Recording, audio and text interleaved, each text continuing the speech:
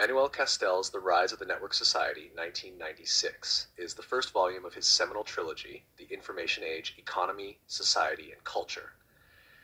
This groundbreaking work examines the profound transformations brought about by the information technology revolution, globalization, and the emergence of networked societies.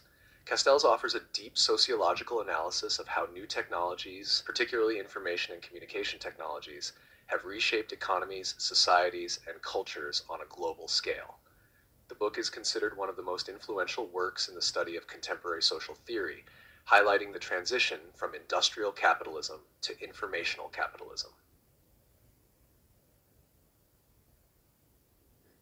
At the core of Castells' analysis is the concept of the network society, a new social structure characterized by networks of information, communication, and economic activity facilitated by advanced technologies. Castells draws on various disciplines, including sociology, economics, and communication studies, to argue that networks have become the dominant organizational structure in our era, replacing traditional hierarchical and centralized systems. He situates the rise of the network society within the broader historical context of the information technology revolution, which began in the 1970s. For Castells, the transformative power of this revolution lies not merely in the technologies themselves, but in how they enable new social, economic, and cultural arrangements. He identifies three key processes that have shaped the network society: the rise of information technologies, globalization, and the cultural shift towards individualism and flexibility. Informationalism and global capitalism. Key contributions is his analysis of the transition from industrial capitalism to informational capitalism. In industrial capitalism, wealth was primarily generated through the production and distribution of physical goods. In contrast, informational capitalism is driven by the creation, processing, and application of knowledge and information. In this new economy, Castells highlights the central role of networks in organizing production, management, and distribution. Companies no longer rely on rigid organizational hierarchies, but instead form flexible networks that span across borders. These global networks allow corporations to optimize resources, access markets, and manage risks more effectively. However, they also lead to increased inequality and economic polarization. Castells argues that while networked corporations thrive, entire regions and social groups are excluded from the benefits of globalization, resulting in what he calls the fourth world.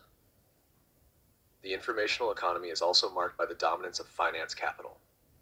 Financial markets operate on a global scale, enabled by digital networks that allow real-time capital flows. This financialization of the economy has led to increased volatility, with financial crises spreading rapidly across interconnected markets. The space of flows versus the space of places. Another central concept in the rise of the network society is Castells' distinction between the space of flows and the space of places.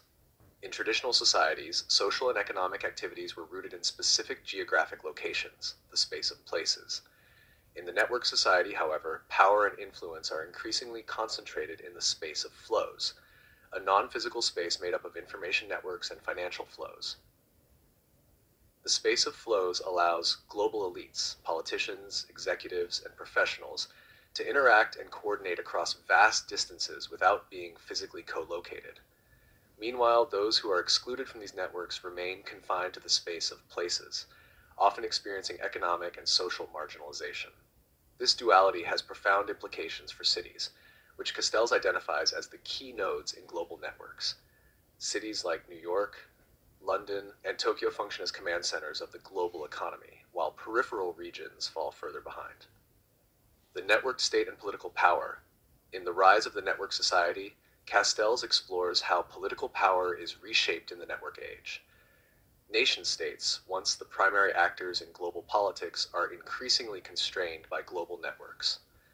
While states retain significant power, they must now operate within a global economic framework dominated by transnational corporations and international financial institutions.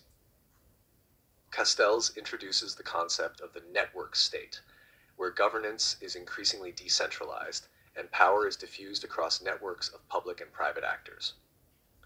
Policy decisions are often made through collaborations between governments, multinational corporations, NGOs, and other stakeholders. At the same time, Castells emphasizes the growing importance of social movements and grassroots activism in the network society. Movements such as environmentalism, feminism, and human rights advocacy have leveraged digital networks to organize, communicate, and mobilize supporters globally. These movements challenge traditional power structures and often operate outside formal political institutions, are being challenged by new forms of identity rooted in global and local networks. Castells identifies three main forms of identity in the network society: legitimizing identity, resistance identity, and project identity. Legitimizing identity is linked to institutions and dominant power structures, such as the state or religious institutions. Resistance identity emerges among marginalized groups who reject the dominant culture and create their own spaces of meaning. Project identity refers to collective action aimed at creating new social values and institutions, often driven by social movements. The rise of networked communication also impacts individual identity.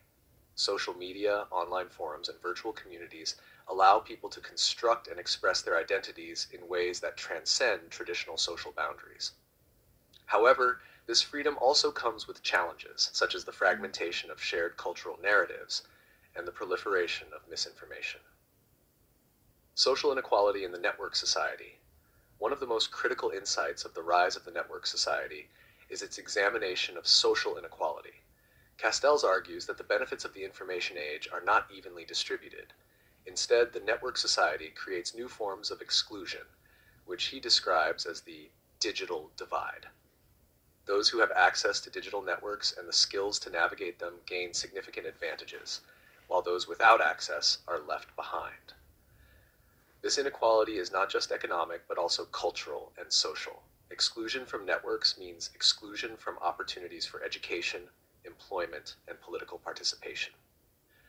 Castells warns that if these inequalities are not addressed, they will deepen existing social divisions and create new forms of social conflict.